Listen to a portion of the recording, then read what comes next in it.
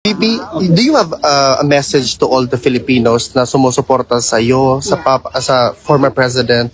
Kasi sobrang mahal-mahal ng mga Pilipino ang mga Duterte, lalo na ikaw. Do you have Oo, napakalaki ng pasalamat ko na nandyan yung taong bayan dahil na napapaabot namin ang aming mensahe at napapaintindi namin sa lahat kung ano yung mensahe sa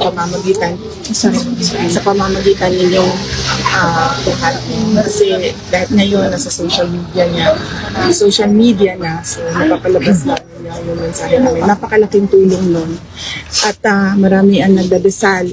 Napakalaking tulong din ng dasal. The powers of prayers cannot be discounted, especially in times of hardship. And then nagpapasalamat din ako dahil syempre alam niyo yung pinagdaanan nung paninira sa pangalan ko, ha. Hindi yung sa Duterte but yung sa akin. Paninira nila sa pangalan ko sa Duterte.